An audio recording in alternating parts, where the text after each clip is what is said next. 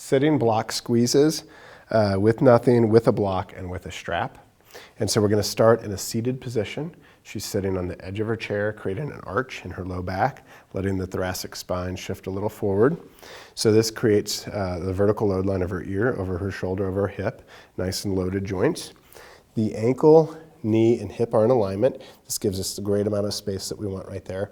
And you have a series of 90-degree angles.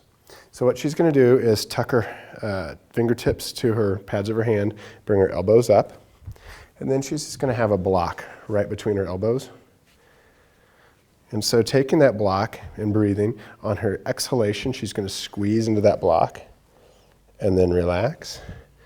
And again. And relax. So we're working the anterior aspect of the shoulder joint, and you're getting into those pecs, pectoralis. Feeling that you're getting a little bit of movement in the thoracic spine.